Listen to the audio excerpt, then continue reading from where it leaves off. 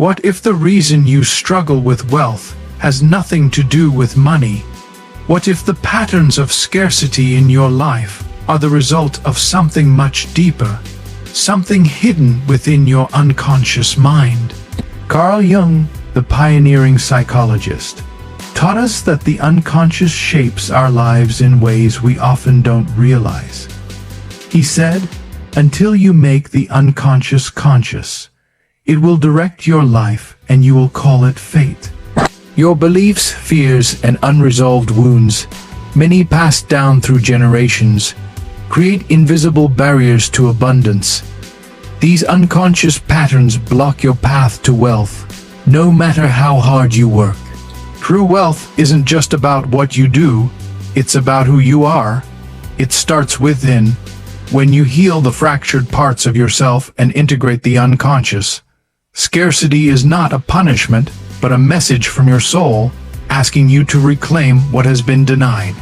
When you align your inner world with the truth that abundance is your natural state, wealth will flow freely. It's not about chasing success, but allowing it to emerge from within. The door to wealth is waiting for you to open it. Let's begin this journey of transformation. You think scarcity begins outside of you, that it's something caused by the economy, your upbringing, or the opportunities you never had.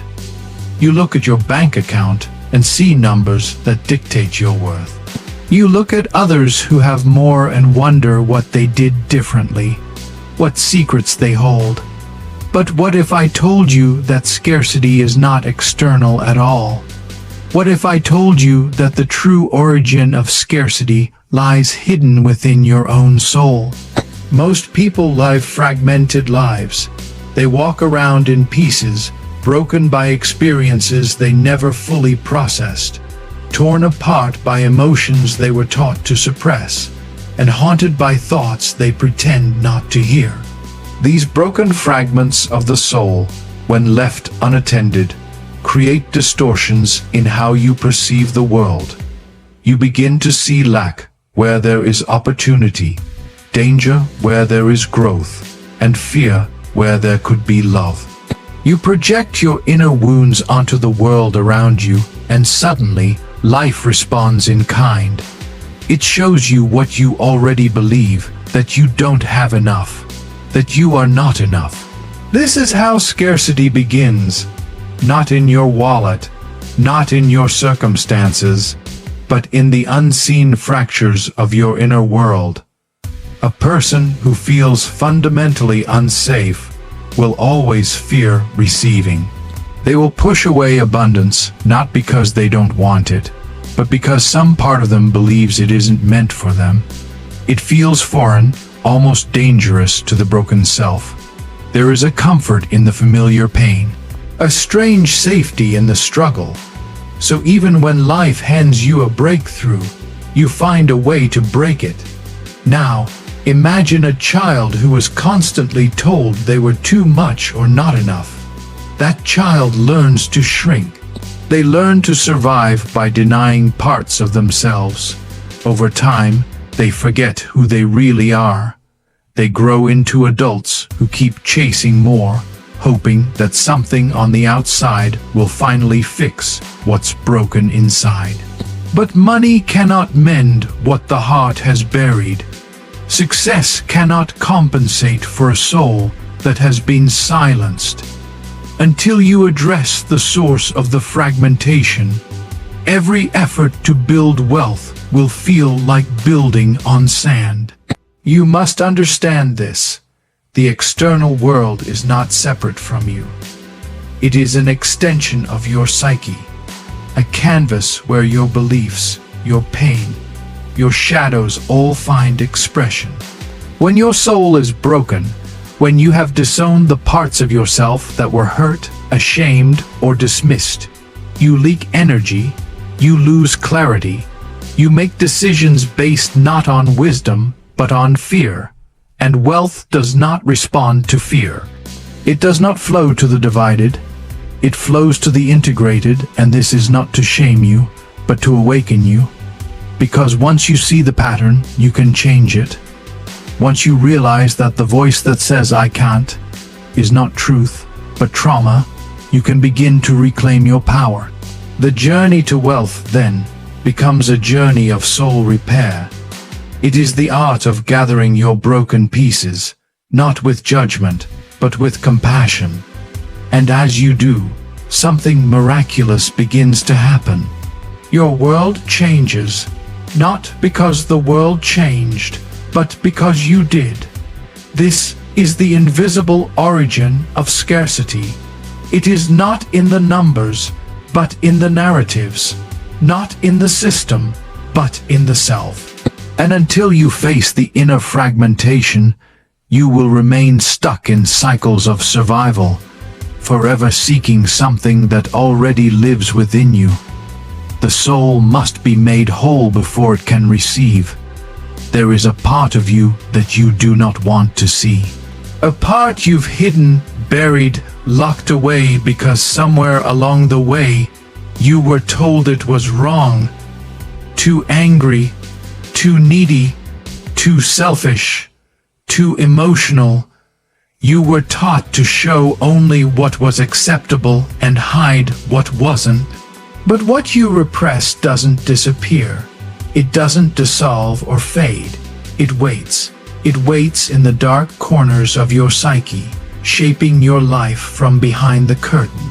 This part of you is what we call the shadow.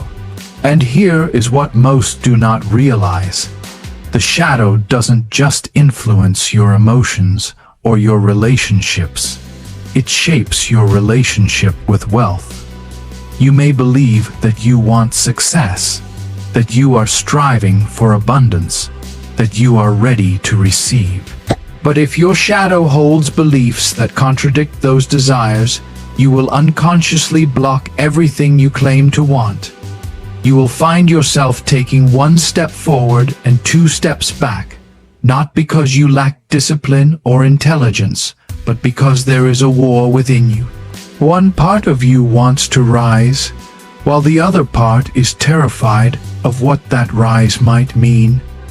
You must understand, if the hidden parts of you associate wealth with danger, with guilt, with moral failure, then those beliefs will sabotage you quietly, consistently. You won't even realize it's happening. You'll call it bad luck or poor timing. You'll say the market wasn't right. You'll tell yourself you're not ready yet. But beneath it all is the shadow whispering, it's not safe to succeed. Many of the people you admire, those who seem to attract wealth effortlessly, have simply made peace with more of themselves. They are not less flawed than you. They are not luckier or more deserving. They have just brought more of their inner world into the light, and in doing so, they have less to fight against. There is no unseen force holding them back, because they have faced their shadows and made them allies.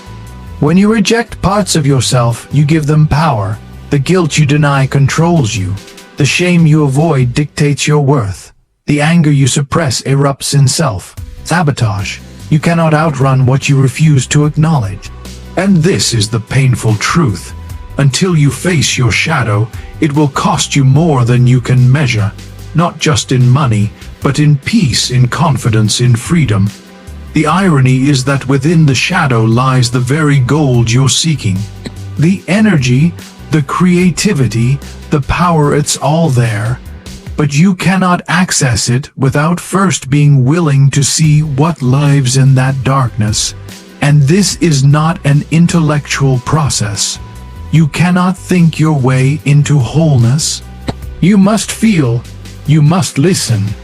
You must become honest about what you've been pretending not to know. There is no abundance without self-acceptance. There is no true wealth without integration. If a part of you believes you're unworthy, you will unconsciously push wealth away every time it comes close. You will attract opportunities and then abandon them. You will start projects and never finish. You will seek validation instead of alignment.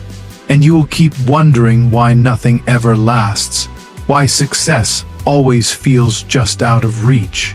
But the moment you choose to face the shadow, to look into the mirror without turning away, you begin to reclaim the parts of you that were lost. And in doing so, you gather energy, you become more whole, and wholeness is magnetic. Wholeness is power. When you stop hiding from yourself, you stop hiding from life, and life responds, it opens, it flows. So ask yourself, what part of you are you still afraid to see? What truth have you been avoiding because it's uncomfortable?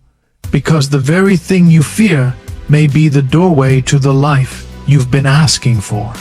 You cannot become rich by staying divided. Within each of us lives a cast of ancient characters, timeless energies that shape the way we think, feel, and behave. These are not roles we choose consciously. They are deeper than personality, deeper than logic. They are patterns embedded in the soul, stories that began long before you were born. And these patterns, these archetypes, carry not only power, but also pain. When they are wounded, they become distorted. And when they are distorted, they shape your reality in ways you cannot see, especially in how you experience wealth. You might believe that your struggles with money are practical, that you need a better job, a better strategy, more discipline. But beneath the surface, something much older is at play, something invisible, something emotional. You are not just an individual trying to survive in the world. You are a soul acting out a myth, replaying a script that was written in silence and in shadows. That script is shaped by the archetypes you carry. Consider the orphan. This is the part of you that felt abandoned, unseen, left to fend for itself. The orphan doesn't believe the world is safe. It expects disappointment. It anticipates rejection. And so, even when opportunity comes, even when money flows, it tightens. It resists, it says, "This won't last," or "I'll lose it anyway." And those beliefs push abundance away. The orphan doesn't mean to do harm. It's simply trying to protect you. But in protecting the wound, it also protects the scarcity. Or take the inner warrior. When healthy, this archetype gives you strength, discipline, drive. But when wounded, perhaps by years of burnout, betrayal, or failure, it becomes cynical. It stops trusting its own power. It either fights everything, exhausting itself in the process, or it surrenders before the battle even begins. If you've ever talked yourself out of trying, if you've ever quit just before a breakthrough, that's the wounded warrior whispering, "Why bother?" And then there is the magician, the part of you that knows how to create, to dream, to manifest. The magician sees possibility where others see limits. But when the magician is wounded, it becomes disconnected from reality. It may live in fantasy, never grounding its ideas.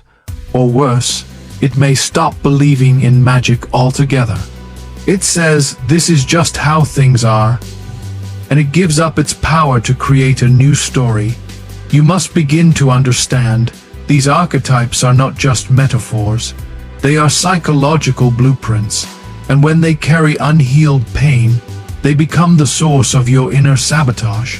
You can work harder, try more, read every book on success.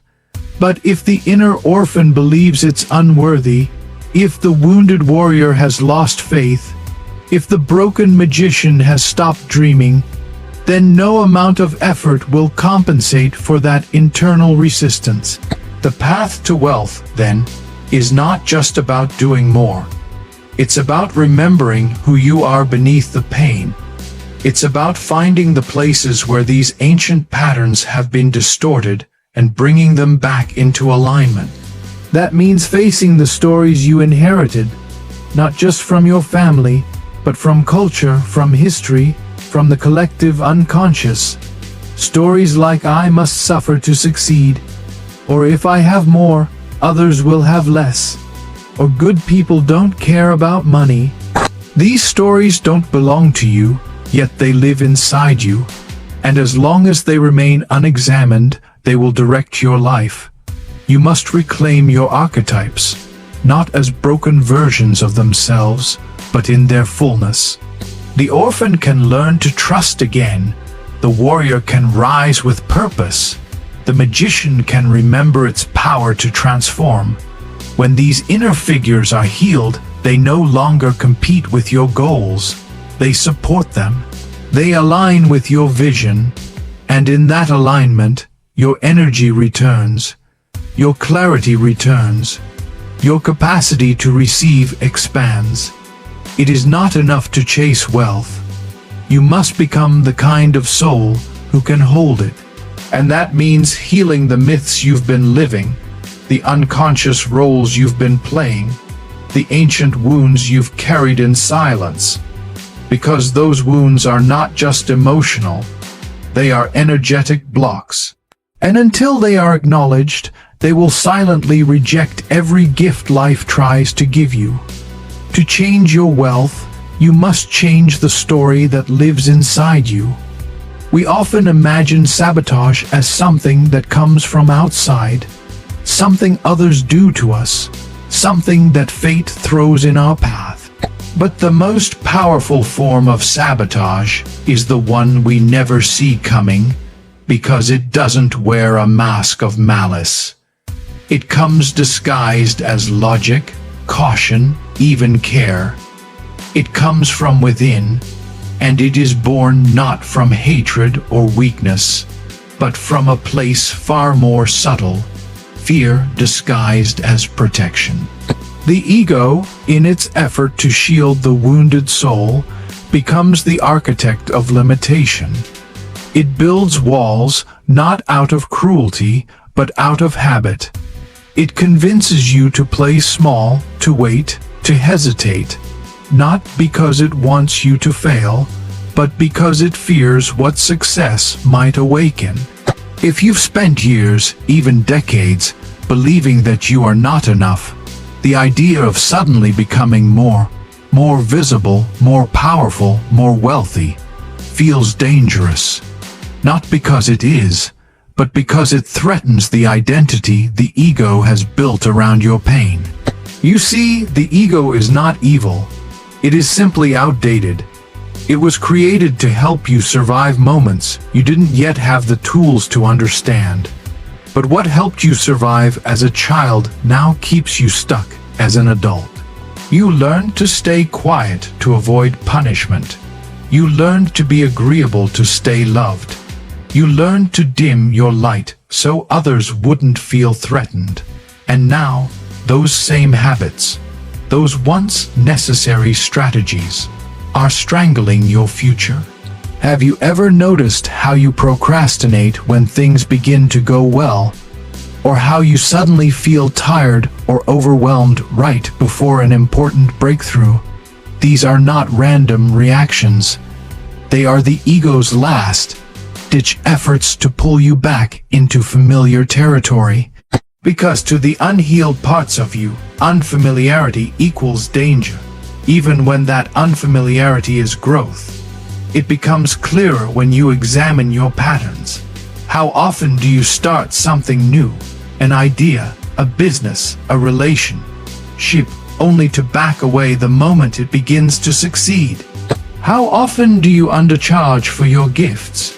Tell yourself it's not the right time, or convince yourself you're not quite ready. These are not just bad habits. They are symptoms of a deeper wound. The ego is doing everything it can to protect you from the perceived threat of expansion.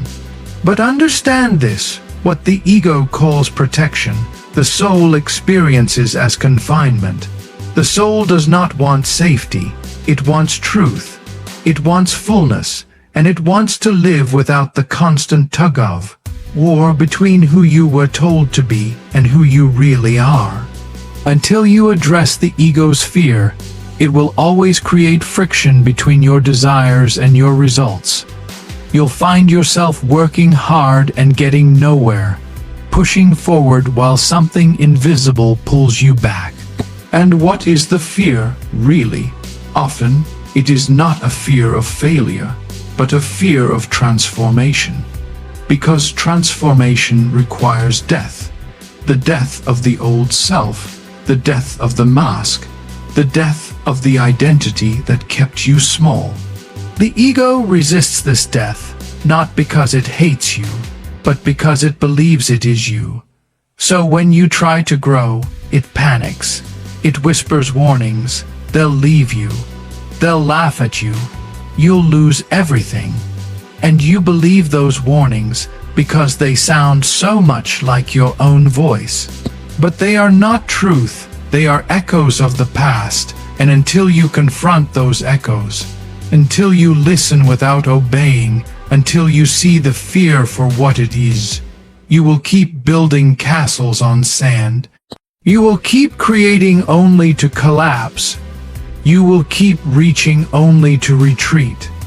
To move forward, you must make a new agreement with yourself. One that says, I no longer need to protect my pain by limiting my life. You must invite the ego to soften, to step aside, to evolve. Because you do not need protection anymore. You need permission. Permission to rise. Permission to expand. Permission to live as though the wound has been healed. Not hidden, not denied, but integrated. The moment you stop defending your pain, you begin to discover your power. Most people try to manifest wealth by focusing on what they want. They write affirmations, visualize outcomes, and set ambitious goals. But if the inner self remains fractured, if your conscious desires are not in harmony with your unconscious beliefs, then you are not truly moving forward. You are splitting yourself in two. One part of you pulls toward abundance, while another silently pulls away. And when your inner world is at war with itself, no external effort can bring lasting change. This is the deeper work, the work of integration, not of chasing something outside yourself, but of bringing yourself back together. Every part you've rejected, every emotion you've suppressed, every belief you've inherited but never questioned, all of it lives within you. And until these pieces are seen and welcomed, they continue to speak through your behavior, your choices, and your outcomes. They shape your relationship with wealth more than any financial strategy ever could. You may think it's just a lack of resources, or a bad market, or not having the right skills, but look closer. The real block is not what's happening out there. The block is inside. The unspoken fear that if you succeed, you'll lose love. The belief that if you shine too brightly, someone else will suffer. The unconscious memory of being punished, ridiculed, or ignored when you tried to express your truth. These experiences don't disappear over time. They embed themselves deep within your psyche, quietly dictating what feels safe to receive.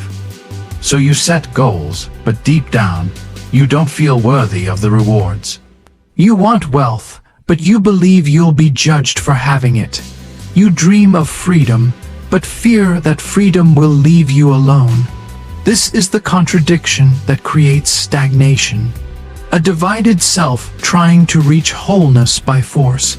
But wholeness cannot be forced. It must be remembered. It must be invited.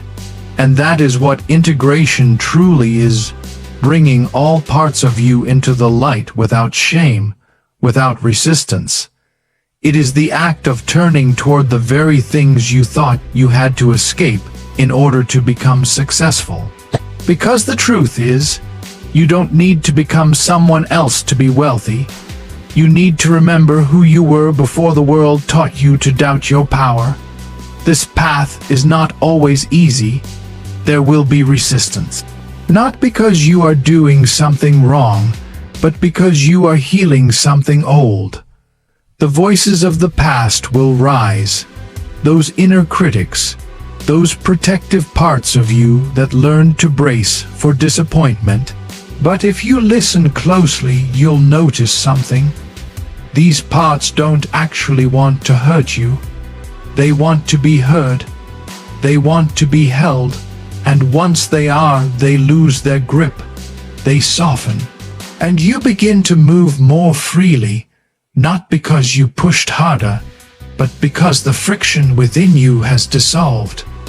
The more you integrate, the more congruent you become. And in that congruence, wealth begins to flow. Not because you've manipulated reality, but because your energy is no longer splintered. Your desires, your beliefs, your actions, they all move in the same direction.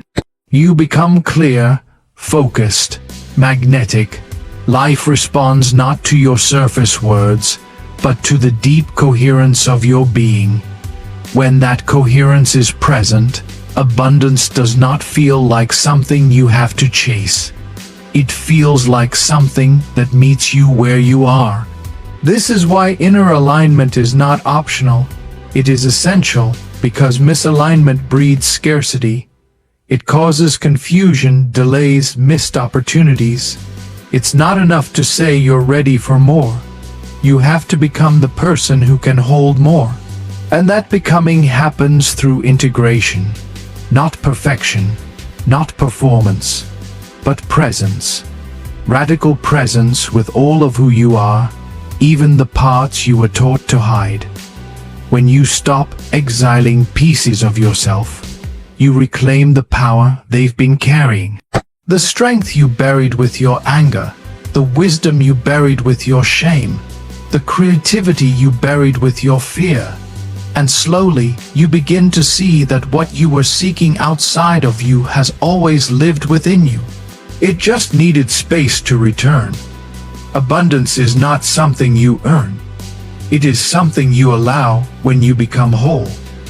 There comes a moment in every soul's journey when external answers no longer satisfy. The books, the mentors, the strategies, they may have guided you for a time, but eventually you are led back to one place, the self. And within that self, beneath the surface of thoughts and roles and routines, is something ancient, something real, the unconscious. Most people live as if the unconscious mind were a myth, an abstract idea with little relevance to the material world. But the truth is, it is the very engine behind your reality. It is not just a container for dreams and forgotten memories. It is a builder, a force. It takes the shape of your beliefs, your wounds, your archetypes, and constructs your external life from them. Your relationships, your health, your wealth. They are all reflections of what lies hidden in that unseen world.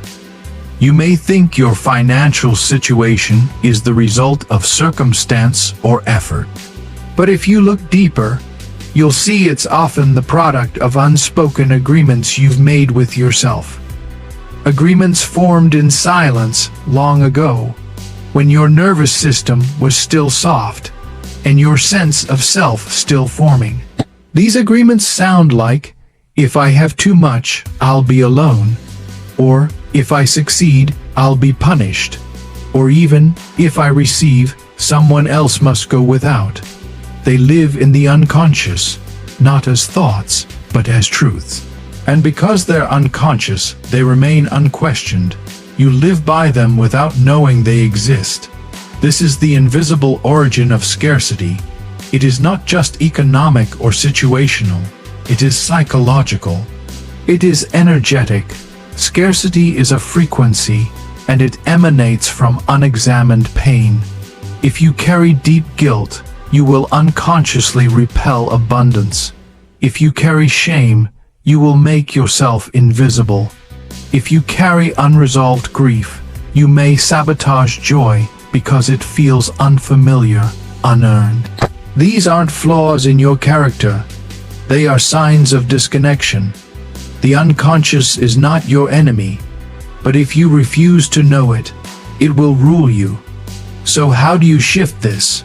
Not by force, not by trying to overwrite your unconscious with layers of affirmation and ambition. You shift it by becoming radically honest, by sitting in stillness long enough to hear what has been buried, by asking not, "How can I get more?" but, "What inside me believes I am not allowed to receive?" And then listening, not to the surface voice that always answers first, but to the deeper one that trembles when it speaks. The unconscious reveals itself in patterns, the same types of relationships, the same financial struggles, the same emotional loops. These are not coincidences. They are symbols, messages, and the moment you stop resisting them, when you choose curiosity instead of judgment, you begin to wake up. You begin to see that life has not been punishing you, but pointing you inward, back to the place where your power has been waiting. This is why healing is the true path to wealth. Because until you integrate the unconscious, you cannot fully direct your life. You can only react to it. You'll try to change your outer world while ignoring the source of what creates it. But when you step into the unconscious with awareness, you stop reacting and begin creating, intentionally, clearly, from a place of alignment rather than fear. And yes, it is uncomfortable at first, to see what you've avoided, to feel what you've numbed, to meet the parts of yourself you swore you had buried forever. But these are the very gateways to transformation. The unconscious does not resist healing. It only waits for it.